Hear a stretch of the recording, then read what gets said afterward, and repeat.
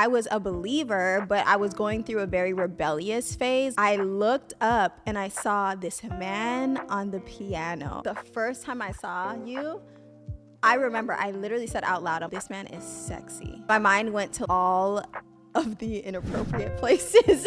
This isn't your typical Christian love story, so if this is what you're here for, you're not gonna get it. Did I give you the nani the first night or the second night? I thought that was we were literally laying next to each other in bed, and you were like, yo, where are you at with your faith walk? You asked me, do I believe in Jesus? And I was like, no, I think Jesus was just a man at that time.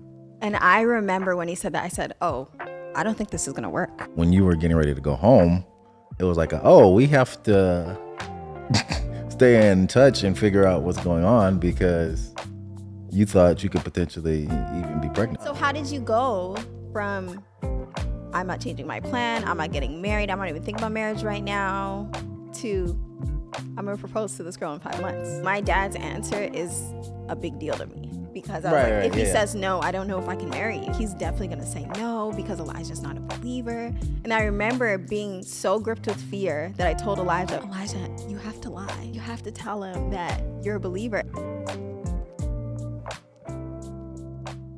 What's up, everybody? It is Elijah here with Avrielle Muse, and you are watching Mornings with My Muse. We are back with another episode, back with another week, and today it's just gonna be a little bit of a story time. You know? Yes. We're not gonna get too deep on y'all. We're not gonna talk about anything that we've read recently or conversation that we had. We're just gonna take it back and tell a nice little story. So, where you want to start off, babe? Yeah, I think the reason why I wanted to talk about this was because so many people over the years have asked about our story and how we met, and we have a very unique story. It's not your typical love story, and it's definitely not your typical Christian love story. And I really wanted to share our story because honestly, God has been so good in it, and it's just so atypical, honestly. Yeah. And I think 100%. It would be fun to just share it, talk about it, reminisce a little bit, and just let you guys into something that we haven't actually publicly talked about together. I have talked about it by myself. And it's always like an in-person conversation when we're meeting somebody new or we're talking with friends. It's like, oh yeah, here's how we met. Here's the story. Yeah, exactly. And every time we share the story, people are always just so blown away. They're like, what? Yeah, lifetime movie material. People be saying.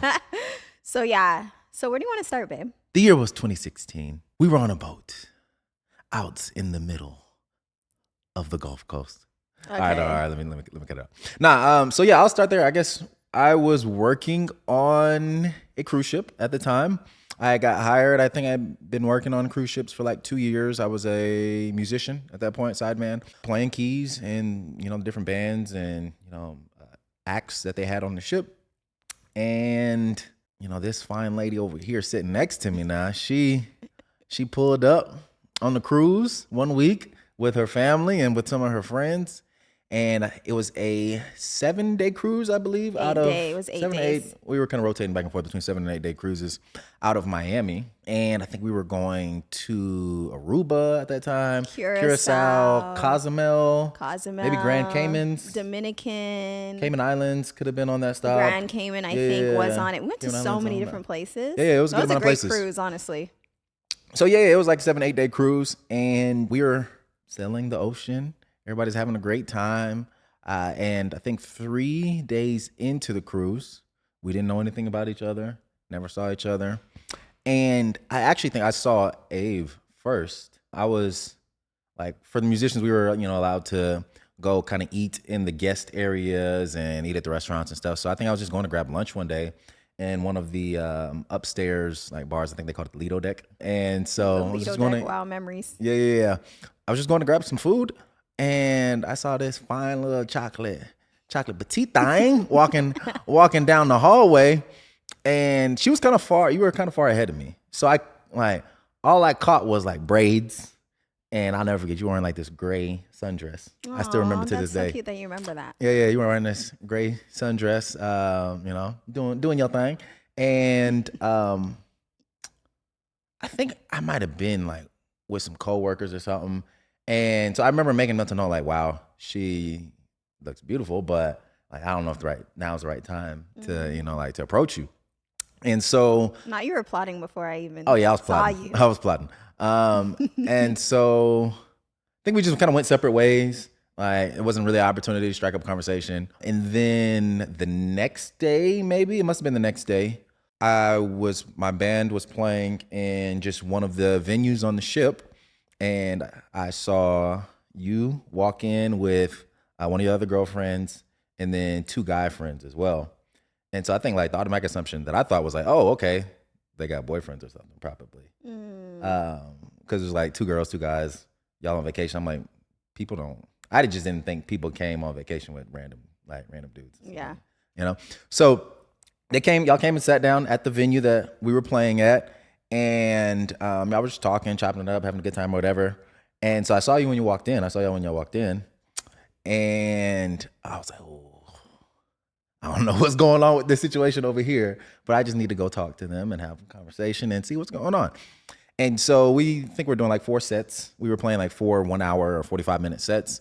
And so I'm pretty sure like at the end of that set after they walked in, I went over and just introduced myself to the group because it was 4 of them and just asked where y'all were from. And I remember instantly I was intrigued because y'all were like, oh yeah, we're from Toronto.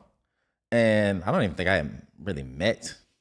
I mean, if maybe I might have met some Canadians, but I definitely didn't meet any like good looking black female Canadians. Oh, what are you trying to say about Canadian girls? No, I just did like, I don't know.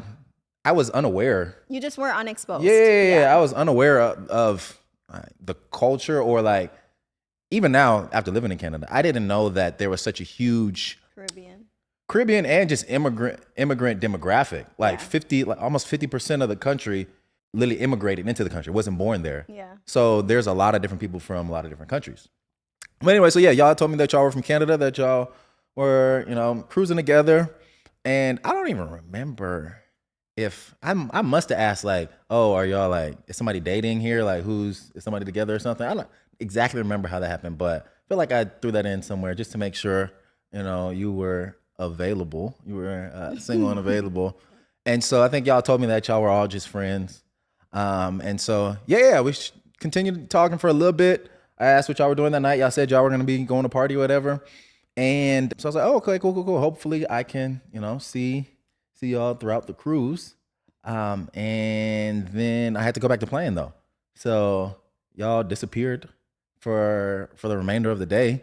And then the plan was to go meet later that evening and hopefully have more conversations. Yeah. So, okay, Elijah jumped right into it, but I think that there is very important preliminary information, because me and my family were actually going on this cruise. And at the time I was going with my childhood best friend and my ex-boyfriend and my guy friend. So I know what you guys are thinking, like, oh, were you guys like a thing? Was it a situationship? It actually wasn't. Like, literally, there was no feelings on my end, for sure. I don't know about him, but for sure, like, we were just cool. So we went on this cruise together and we were just having a good time. And very early on in the cruise, my best friend had like met a guy, and then the guy had a brother, and I was like talking to the guy, but I don't know, he was kind of just a jerk, honestly. He was just a jerk. I wasn't really feeling him. But like, I kept him around because I was just like, whatever. My best friend is tied up with someone. It's vacation. Like, let me have. And during this time, I was a believer, but I was going through a very rebellious phase. Like, I had experienced a lot of disappointment in my relationship with God, and certain things didn't play out the way that I wanted them to. And obviously, I had all these expectations of God, and I wasn't happy with his timing of things. So I was going through this really rebellious phase. And that's really where I was at this time when we went on this vacation. So I know from Elijah's perspective, he had seen me earlier on in the cruise. I literally never saw this man. Like, I literally thought the cruise was just full of uglies. Like, there was nobody for me. And I was really happy that my childhood best friend at the time had somebody and they were really enjoying each other's company. But because I wasn't enjoying the brother that much, I remember going on the balcony of the cruise of our room, and I remember actually like typing in my notes like, Lord, like, I know our relationship isn't very strong right now, but I would love to meet somebody, you know, like I would just love to meet somebody. I remember actually typing that out during my quiet time with the Lord. So it's crazy because it wasn't until, did you say day 3 or 4? Like almost halfway into the cruise. It was definitely like halfway. Yeah. That's when I finally saw him, which was the day that he approached us. And I remember walking into that space. My head was on a swivel because I was literally in a very, I guess, thirsty place in my life, honestly. I was just like, is there anybody anywhere? And I didn't see him. It wasn't until we sat down and I looked up and I saw this man on the piano, okay? And I thought to myself, where has this man been? Like literally the first time I saw you, I remember I literally said out loud, I'm like, this man is sexy, okay? Like my mind was already going. And that's a big statement because that was back when I had the dookie dreads. He had these dookie dreads. Free form dreads, and they weren't super long either. So they were like 8 inches. Like it was rough. It was rough out there. Bro, yeah. And I loved it. Like I loved him. Like I literally just like, it felt like love at first sight. I was just so enamored by you. It was insane. And I remember seeing you on the piano and I was just like, he is so sexy. And my mind went to like all of the inappropriate places. Honestly, I was just like, just lustful. Just lustful. And that's where it was. Honestly, I'm going to keep it real. That's why I said this isn't your typical Christian love story. So if this is what you're here for, you're not going to get it because this is just our story. And this is where I was at the time. And I'm being honest, you know. So I remember you coming up to us and you were so charming. This is something about Elijah. Elijah's very charming. He has a way with words. He knows what to say. He's really engaging. He keeps your eye contact. And I remember just being so blown away by his communication. I was just like, not only are you fine, not only can you play the piano, but you're also communicating well and looking at me in my eyes. Like I was just like, please. And I just remember being obsessed, literally obsessed the moment I met you. And at that time when we met that night, you were like, oh, I have a crew party. I remember you saying that. There's a crew party that night. Oh, that night. Yeah. And you were like, yeah, there's a crew party. I'll try to get away or something. I'll try to get away, whatever. I don't know. Did we ever end up meeting that night? I think it was the next night. Nah. It was the next day. Yeah, the next night we ended up seeing each other. Yeah, like it wasn't, because they do have clubs, like a club on the ship, but it wasn't at the club. I think they had like a DJ set up on one of the deck areas. Yes, that's right. Yeah. That's right. And we met up there, and that's when we started dancing together. Yeah, talking. Yeah, conversating. And literally, it was over from that moment. Like, literally was over. We just had so many good conversations, and it went really deep really quickly. It did. I think something I realized is when you're like, if you meet somebody on vacation or like on a cruise or something, pretty much you're just speeding up the dating process, especially which I think is like what happens if you look at a lot of the dating shows too. It's like if you meet somebody on the street and y'all exchange numbers, whatever, you start dating a guy, if you're a guy, you start dating a chick and you take her out on a date, y'all might have, 3-4 hours if it's a good date. You just take her out to dinner, hey, 2 hours, y'all take separate cars. You might not even have a chance to talk in the car unless you pick her up. So it's like, let's say on a good date, you get 4 or 5 hours of quality time in. And then you space that out over, a week, 2 weeks. Y'all might only go out, once a week or once every 2 weeks or something, when you first getting to know each other. So then it could like take a couple months to really even just spend 24 actual quality hours in. True. Versus like we met and literally like that first night that we actually spent time together. We stayed. Like, I think, we probably saw each other at like 8-9 p.m.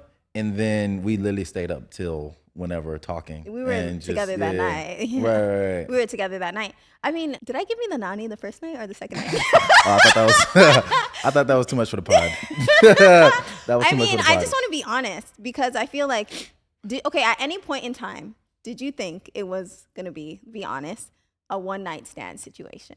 I mean, I wasn't really going into the situation thinking either way. Like, oh, this could be I'm looking for a one night stand, or I'm looking for a girlfriend or a wife. Like, I was just like, yo, this girl is fine. I'm trying to holler. I'm trying to see what she's talking about. Yeah, we was just going off of vibes. So I didn't really walk in with any expectations of a specific outcome.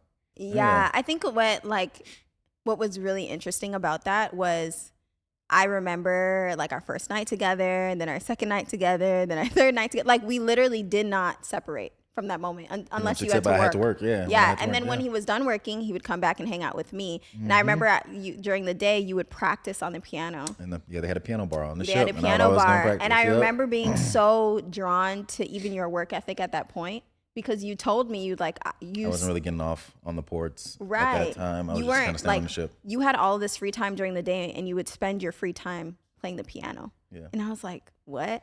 And you would tell me about the books you were reading. And I remember feeling a really strong connection to you, and I knew that there was something there because I had always said I didn't want children. Mm-hmm. But I will never forget. I think it was like our third night together. I know you're going to think I'm crazy because it's crazy what I said, but I am not like this. I genuinely am not like this. Not at all. Like this. Yeah, go ahead. And I remember, I think it was like our third night together, and I was like, I literally want to have your kids. Like, I want to have your children. Like, I think it was because I saw so much in you, and I was like, man, this is the kind of man that I want to have kids with. Yeah. Like, if I'm going to create a legacy with someone, this is the kind of man I want to create a legacy with.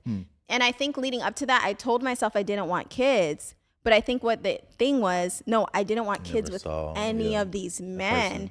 It wasn't kids thing. It was actually more about the man. So I think when I met you and heard how you spoke and saw your work ethic and saw how serious you were about me, it just did something for me. I was like, this is the man I need to spend the rest of my life with. Yeah. And it's funny because I remember very early on you told me, you were like, I'm not, what'd you say? You were like, I was like, do you believe in Jesus? I don't remember what I said. Do you remember that? It was on the cruise ship. Yeah. It's funny too because we were literally like, I don't know, I'm not, whatever, we're here.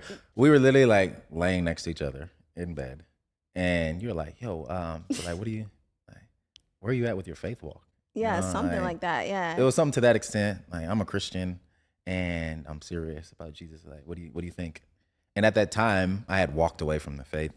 Like, I think just my parents are pastors, and I think just the environment that I walked away from, like graduating high school, kind of like pushed me away from the faith. Right. And so at that point, I was like, man, I was on a spiritual journey trying to figure out what I believed in and reading books on Buddhism and Islam and all these different religions. And so I was just at a place where I was like, man, I don't know if there's one true way to get to God, but I do believe in God. And you asked me, like, do I believe in Jesus? And I was like, no, I think Jesus was just a man at that time. And I remember when he said that, I said, oh, I don't think this is going to work. Yeah. And then Elijah was very forward. He was like, girl, I'm not going anywhere. You're not going anywhere. Like, you said something like that, like something super smooth and very confident, like, we're making this work.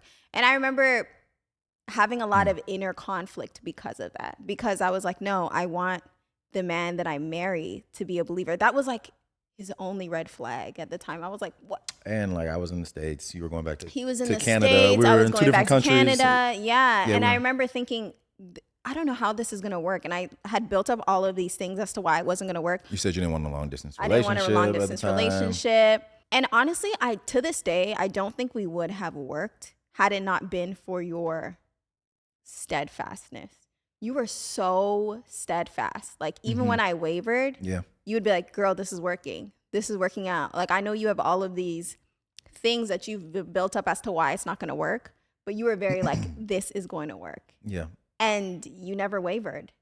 And I literally, it's just so crazy because, listen, okay, guys, this story is descriptive, not prescriptive.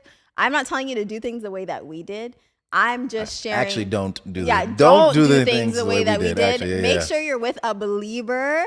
We're always going to ride for what the word says, honestly. Yeah, that's 100%. Always the best thing. And I just think that our story is just redemptive and God is good despite all of the mistakes we made. So let me just say 100%. That. But so there were tons plenty of mistakes. Because I remember mistakes.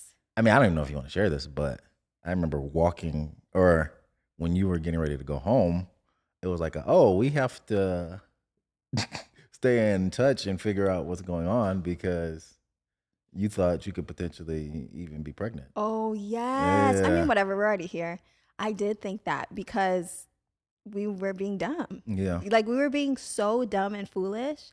And it's so crazy because I just made so many dumb decisions during that cruise. That was wild, yeah. That was crazy. And I remember you even thinking like, I don't do this. Like you were saying to me that you're a lot more protective and stuff like that. And you weren't.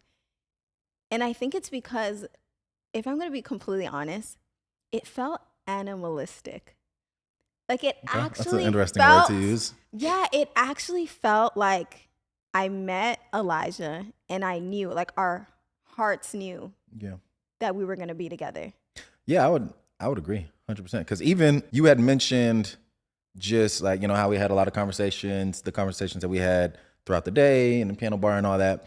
And when we were first just starting to get to know each other, I remember there were some things that you had said that like threw me all the way off too.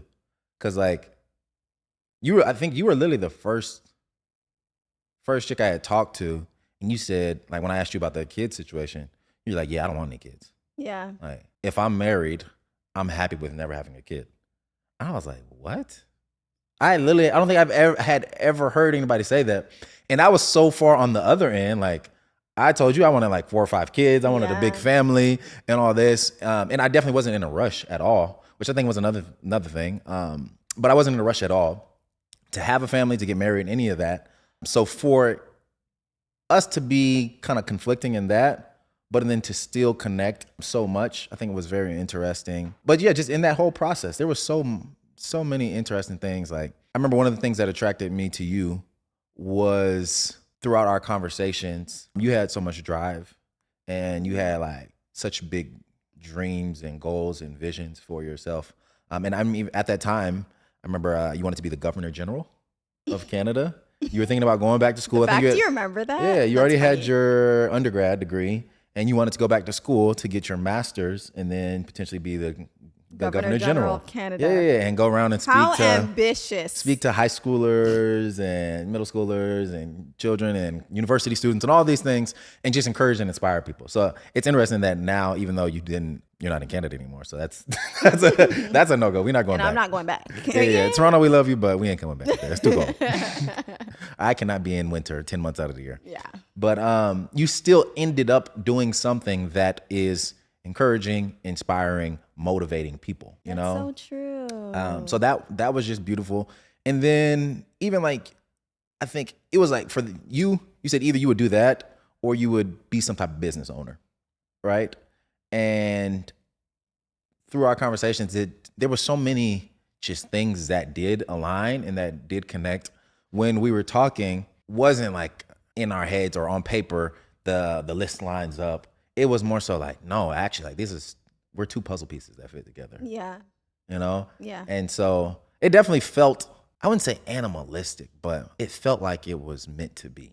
It did feel that way. Yeah, it felt like it was meant to be. I've never had an experience like that ever in my life.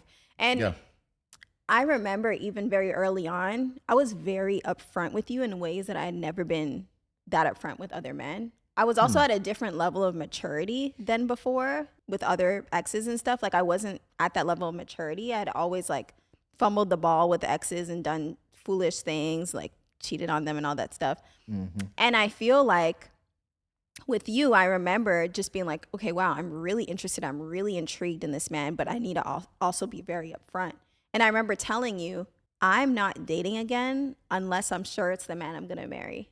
Or if, like, it's going to lead to it's going to lead to marriage. And I remember you were like, whoa, I've actually never heard anyone say that before. Right. And I remember saying to you, like, I wouldn't move in with you. Like, we were having these conversations on day 2. It's crazy. I was saying, something like that. I'm not going to. Or even the weeks leading. I think more so when we were talking about like moving in and stuff, that was the weeks after you had got off the cruise. No, I remember I was on the cruise talking to you about that. I remember we talked about so many things. We went so deep so quickly, which is why I think I also felt super connected to you even after leaving the ship, because I was like, wow, I know a lot about this person in such a short period of time. We learned a lot about each other. I remember you responding and telling me, well, I had already lived with an ex. Yep. And I was like, whoa, okay. So there was just so many things that were conflicting, like you said, but there was still that desire.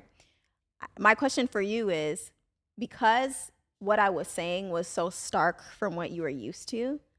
What do you feel like when I was saying those things in that moment? Like, was I bringing up any emotions in you? Was I bringing up any thoughts? Like, what were you thinking at that time? Nah, I loved it, honestly. It came off like you were a woman who knew what you wanted. And that was attractive to me. And then I think it worked in our situation because I actually saw us having a life together. Whereas, I mean, I'm pretty sure I had talked to women in the past who, had made their desires and wants known. But it's like, if the feeling ain't mutual, then that's gonna push you away. Push Like, you away, yeah. if somebody, like, if a chick tells me, oh yeah, like, I could see us having kids together, and I'm like, bruh, I don't even want to go on date 2 with you, girl. I'm like, peace. Like, I'm gonna chuck up the deuces. But when the feeling is mutual, and it was in our situation, and the desire was huge for me to, like, I felt from the jump, like, and there's something different about this woman. There's something different about this relationship, and I see us going the distance.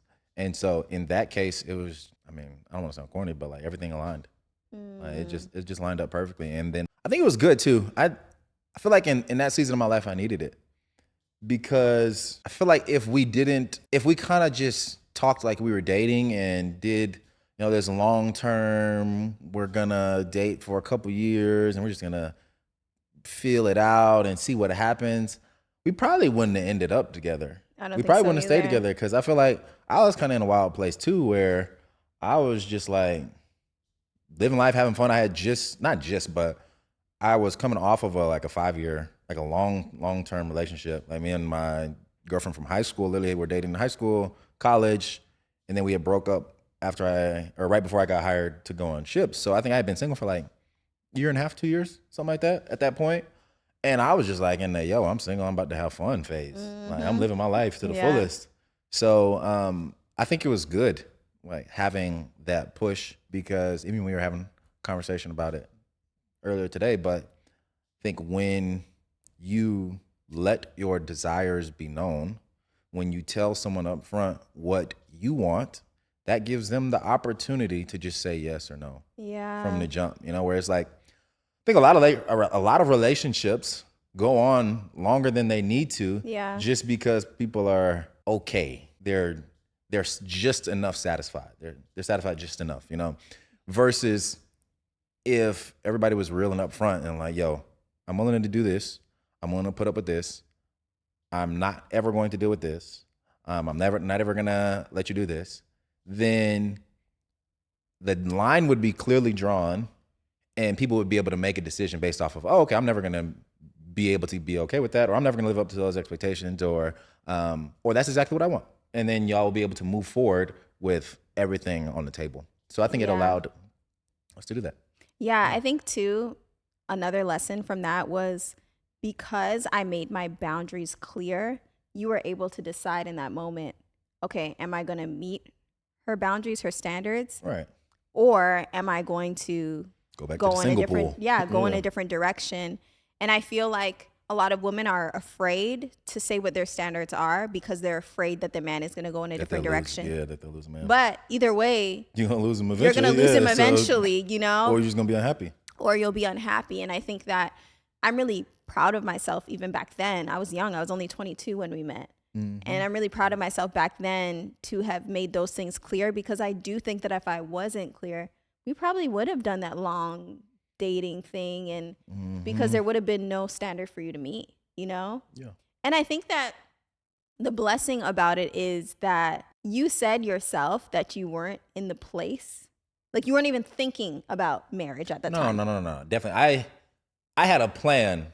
At that point when we had met, like, I was definitely planning my life, and marriage was nowhere in the plan at all. Like, I always knew I would be married. I always knew that I would have a family, but I think we were both 22. Or no, I think I was 23. Because it was a couple months. I had just turned 23. You were 22 still. So I had a plan of, I'm going to work on the ship for a couple more years. I'm going to stack up enough bread. I'm going to go buy a crib. And then I'm going to move to LA. I remember that. And I'm going to try to get on somebody's tour. Yeah. I was planning on going to LA and trying to get on a major artist tour. And like, that was it. I wasn't worried about no female at the time. I was like, if I find somebody, If I find somebody along the way, she gonna have to be with this plan, or else like she getting kicked to the curb. Like I was just all focused on these are the goals. This is the dream, and nobody's about to distract me from the dream. Yeah. And so yeah, marriage was not in the plan at all. And plus, I think over those year and a half, 2 years that I had been single, I had talked to plenty of women, but nobody. Listen, zoom in on my face. Plenty, okay? Anyway, Plenty. nobody was like, had even made me like think longer than about 5 minutes of whether like I should change up my plan at all. I feel so special. Yeah. So, okay, so how did you go from I'm not changing my plan, I'm not getting married, I'm not even thinking about marriage right now, to I'm gonna propose to this girl in 5 months? I think over those 5 months, we spent a lot of time talking. And even though you were in Toronto, I was in Miami at the time. We made sure that we saw each other. We made sure that even the times that we saw each other, it wasn't like 2 days. It was like, we're gonna spend 2 weeks together, or we're gonna spend a week together. So we did get a lot of quality time together in that time frame. And then I think because like when we first met, it already felt like something was different. It already felt like, man, like that week that we met, I already knew. I was like, oh yeah, she's at least bare minimum, she's about to be my girlfriend, right? This is my woman. I didn't necessarily know where that was going to lead to. We had talked about, yes, marriage and having kids and having a family. And so I was open to that because just like you said, you had never met somebody where you were like, I wanted to have kids with them. Right. I had never really met a woman where I was like, man, I would drop everything, restart, like start from scratch and figure out life together with her. Oh, so sweet. It was definitely just a lot of just the feelings that were experienced and the picture. I think I just had such a strong vision of what our life would be like together. And even though it was weird though, because I remember like, we're still trying to figure it out.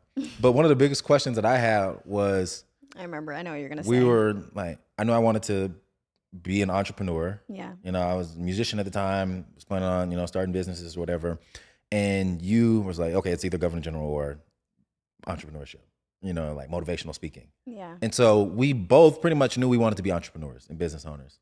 And I had met people growing up where it was like one spouse was an entrepreneur, the other one worked a day job, or worked in corporate America, whatever. Yeah. I never met anybody who really, any couples who both, husband and wife were both entrepreneurs. So I always wondered, like, bruh, entrepreneurship is already hard for one person. Yeah. Like, how are we not going to be living in a box on a corner somewhere while we're both trying to start businesses and figure it out? So yeah, that was a big question mark when we were talking. But like kind of just, I don't know, I guess I tried. But to get back to your point, or to your question about how do we get to marriage in the 5 month mark, I think it was just a lot of envisioning our life together and the desire to make that a reality pushed me towards wanting to propose to you. And so, yeah, I think I just always been the type of person to where it's like, when I see what I want, I got to go get it. And you still are, and will always be the thing the woman that I want. So, yeah. Yeah, I think that around that time, I was so scared to make the wrong decision. Like, I knew that I was completely head over heels in love with you, and I knew I wanted to spend the rest of my life with you, but there was those question marks, like, we both want to be entrepreneurs. How the heck is that going to work? He's not a believer. How the heck is that going to work? Like, he wants 1 million kids. I don't even know if I want any, Yep. And I mean, obviously the kids thing changed very early on. Like like I said, day 3, I was like, I want to have this man's kids. But there is like a couple things. And I remember, and this is what happened. You guys can take it or leave it. But I remember he had proposed to me, and I had gone to this church, and this guest speaker that doesn't know me, don't know this man at all, he had like prophesied to me, and he called me up to the altar, and he was like, there's so much going on in your heart. He said, but God wants you to know that that man is a good man and he has a good heart and he's going to take good care of you. This wasn't when I was at church. No, this wasn't with you. And this was like while you were still on ships and stuff. Mm-hmm. And I needed to hear that because even into engagement, I was like, this is just not the way it's supposed to be. He's not a believer. And oh my gosh. But I think the beautiful thing about it is that God knew the end from the beginning. And I only knew that present moment, you know, and God knew that he was going to work it all together and eventually Elijah would become a believer. Once again, this is descriptive, not prescriptive, you know, this is just our story, but I'm just sharing, you know, what really happened between us. And I really believe that God still met me in all of that doubt and fear, and he gave me grace. I really do believe that, you know, I know that's going to sound controversial, but it's true. And I don't know, I'm just like really grateful for our story.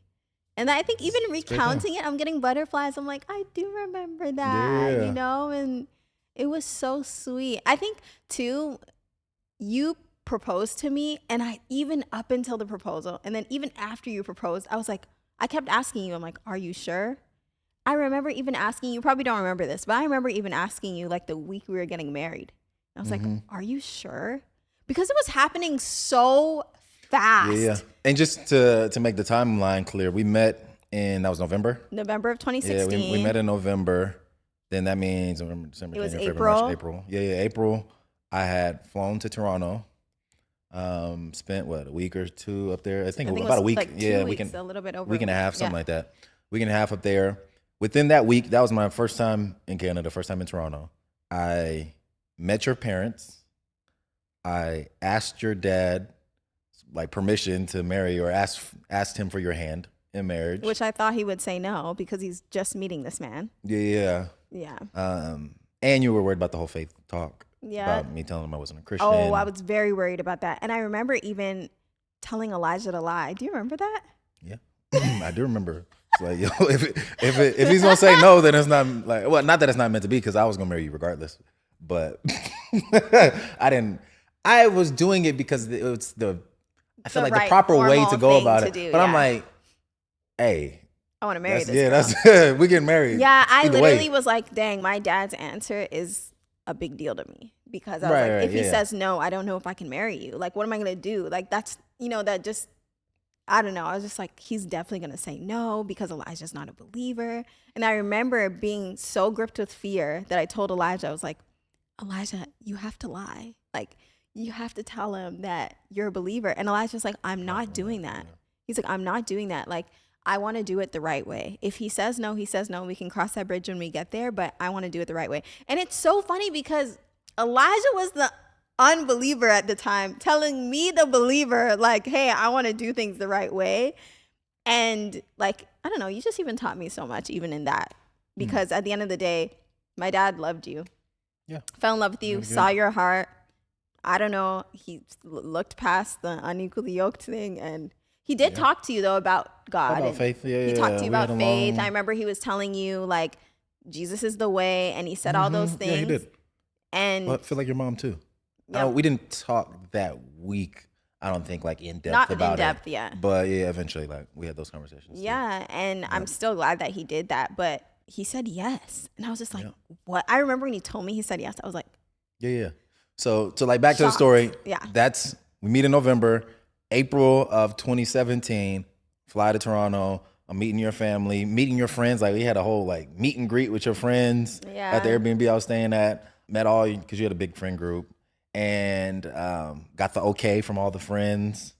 And then later that week, had to plan out, all right, now how am I gonna propose to this girl? Yeah, and then we just like went on a walk, and it was just really intimate. Downtown. Downtown Toronto. He proposed to me downtown Toronto, and we were just on a walk, you know? And then after that, we got married 6 months later. Yep. So from October. Meeting till marriage, 11 months. It was 11 months. Met in November of 2016, then got married October 2017. October 2017. And yeah, I just remember even that week being like, are you sure? Are you sure? And you just were so sure. You're like, yeah, I'm sure. Like, we're doing this. I'm doing this. And I think I even had this like low key, this fear that you would not show up at the wedding. and yet I wasn't the one that was 3 hours late. I wasn't 3 hours late. I was like an hour and a bit late. It was close to 2. I was really late, but that wasn't my fault. That was the makeup artist. The my makeup dad artist was asking me, hey, son, you sure she's gonna show up? Like, yeah, Dad. That wasn't my fault. It's just hair and makeup. Just the hair makeup and makeup. artist is really late, and that's what happened there. And I didn't realize how far our like hotel was from the ceremony. The point of the story is, don't hire a hair and makeup artist in Atlanta because they will be late. Yeah, that was ghetto. Honestly, that was a really ghetto experience. And she actually forgot about me. That was crazy. Anyway. What do you mean she forgot about you? Like she forgot that she had to do my makeup. Oh, that's wild. Yeah, that was crazy. Anyway, it's fine, but whatever. Yeah, I just. But you had a lot of just fear or anxiety around that time. I had so much fear and anxiety and doubt around that time because I was like, oh my gosh, am I out of the will of God? Oh my gosh, is Elijah gonna marry me actually for real? Oh my gosh, am I making the right decision? It was just crazy. I was like ridden with fear. I'm just really grateful for our story. Yeah, definitely. I think I was surprised by how much family support we had. Yeah, I think it was shocking to me. Yeah. From your side of the family and from my side of the family, because I think we were both like, man, it's been so quick. It's only been 5 months since we've known each other. Even when I was getting ready to propose, I think before I proposed to you, my parents had only met you once. Yeah. I think they met you at like the 3-month mark or something. Whenever I got off that contract in Miami, I remember you flew down to Miami and then we drove up to Atlanta and I introduced you to my parents. Yeah. And then we spent, some time up there with them. But from the jump, honestly, they loved you. I loved your parents. Yeah. And I still, to this day, love your parents. Yeah. You have excellent parents. Yep. And I remember the first time we went to your house. Do you remember? Oh, yeah. When we drove drove in the neighborhood. I'm from Canada. So you're paying $10 million for like 2 square foot of a house, okay? Because the home prices down there are insane. And I'm around the Toronto area, so it's expensive. Everything's $1 million in Toronto. But I come to Georgia for the first time and the houses just seem big to me. I'm like, bro, what the heck? So he pulls into this neighborhood and I'm thinking, is this man rich and he never told me? Now, granted, my parents' house was actually very cheap. Like they paid like $200,000 for their house. Bruh. It was actually pretty cheap. And I didn't even know that. So anyway, I'm pulling into this neighborhood of these big houses that seem big to me. They seem huge to me. And we pull up and we pull into your front of your house and I'm like, are you rich? Literally, I was like, bro, is this man rich? Anyway, your parents were so welcoming, so sweet, so kind. And I had so many honest conversations with them too. Like, I remember one time, I don't even know where you went. I think you went somewhere to pick up food or something. Yeah. And I was telling them, like, having honest conversations with them, like, he's not a believer, And your parents were just so sweet. I remember your parents are so sweet. Your mom's like, he knows the Lord, okay? Like, we laid the foundation. The seeds were planted. We sowed seeds. Like, she was telling me how she raised you, like, knowing the Word and all these things. Definitely. Mm-hmm. And I remember just being like, that's great, but right now, as of right now, and she was just so sweet, and like we had such great conversations, and to this day I did enjoy talking to your parents. So yeah, definitely. I mean, and I guess looking back at the situation, I would think that, especially now that we got kids, if one of our kids comes to us and is like, yo, I just met this girl, or I met this boy a few months ago, and like we're thinking about getting married, I'm gonna be like, I'd be like, what? Well, actually, I mean, having our story changes the perspective for me. But I would think that most parents would be like, man, isn't that kind of soon?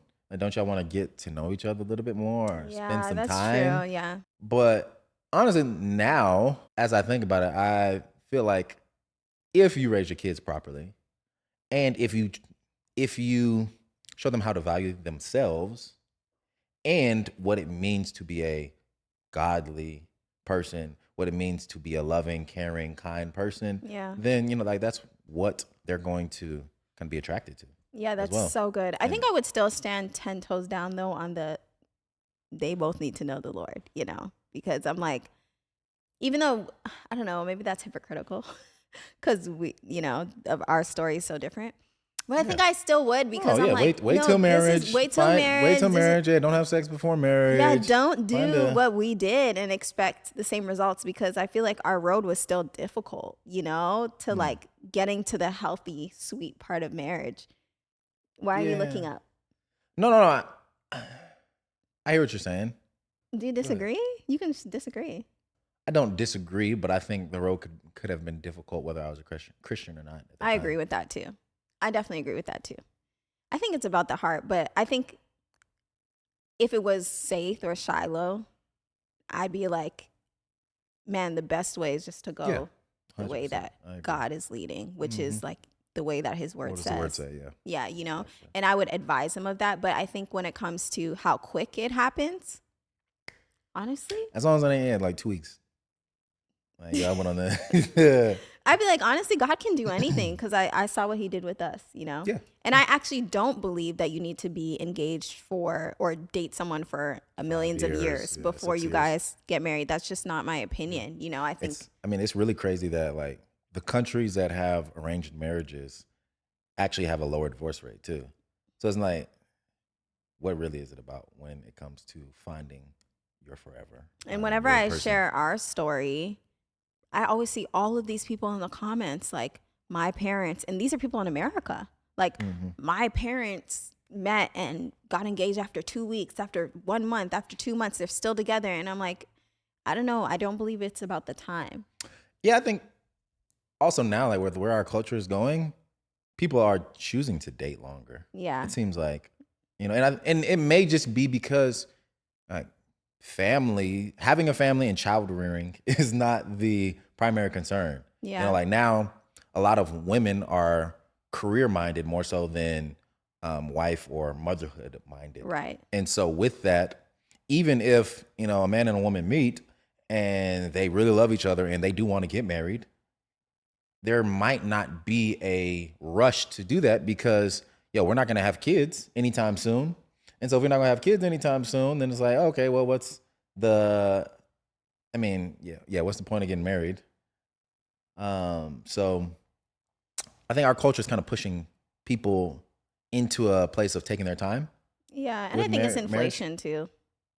Yeah. It's expensive. Most men want to have kids and a family. Yeah, be able to afford them a wedding, afford a family, because it is expensive.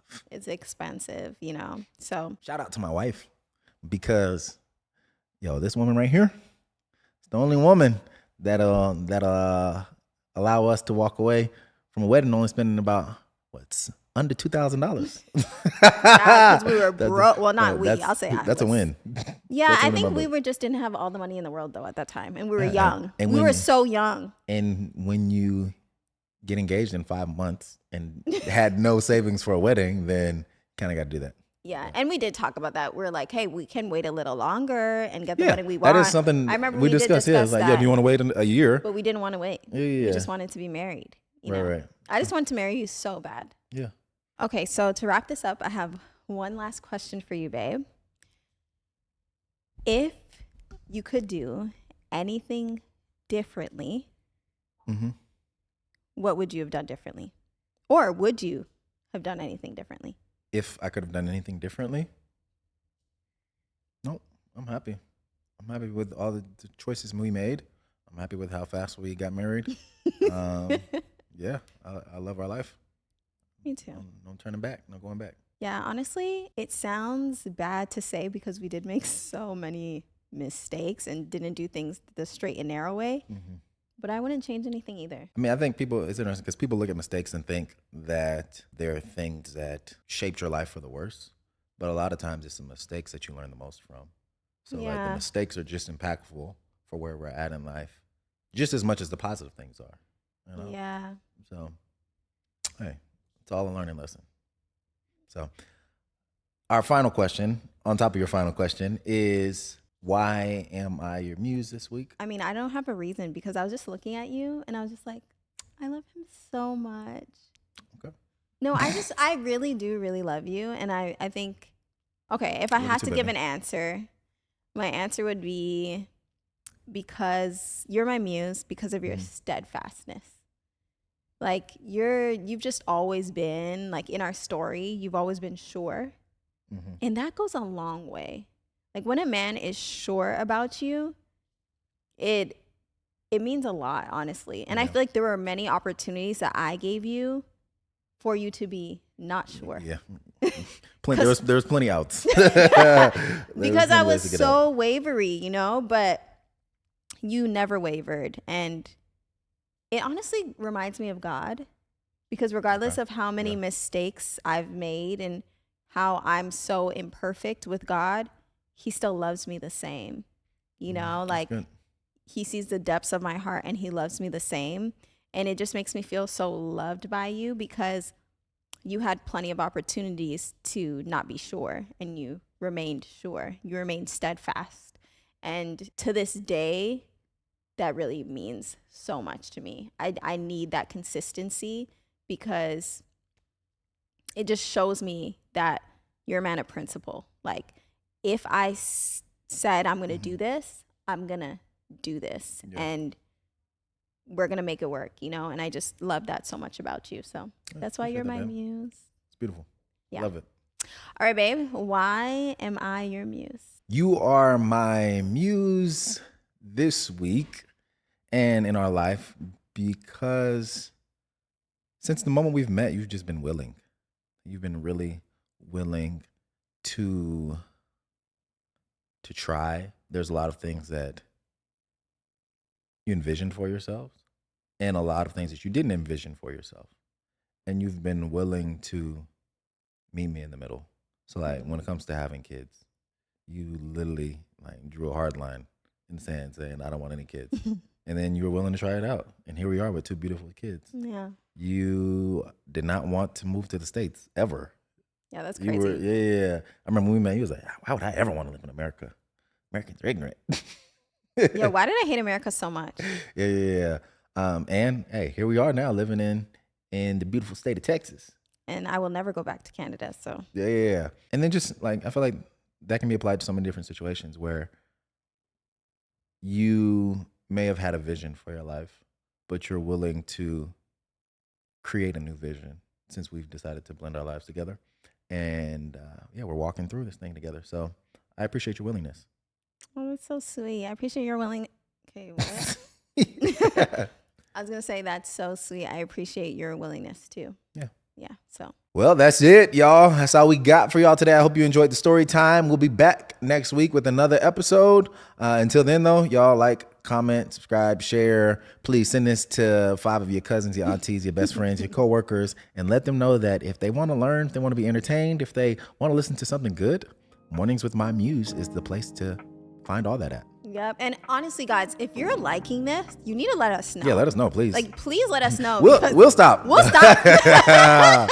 No, I'm kidding. We're doing this to be obedient to the Lord, so it's not based on your response. But it would be really nice if you let us know so that it can be wind beneath our sails, honestly, because it's so encouraging to us when we get messages saying like how much it's impacting you, or people come up to Elijah and I haven't tell got him. any messages. He hasn't gotten messages. Actually, people have come up to me though in real life. Him. Yeah, that's true. And it's really encourring, honestly, especially to me. I feel like Elijah is very like, I'm gonna keep going regardless because I said I would do this. No. I mean, with other things, but like with this, I need the encouragement too.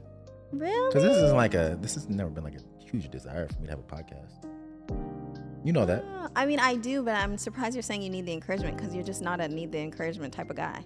Was something that I do need the encouragement for this. Oh, I learned something new about my husband with you guys. So yeah, we really would appreciate the encouragement. So just sound off in the comments. Like if this is something that is impacting you in any way, let us know, please, because it'll help us to get the fire to keep going, honestly. So yep, exactly. Thank you guys so much for listening, watching, and we'll be back. Peace. Bye.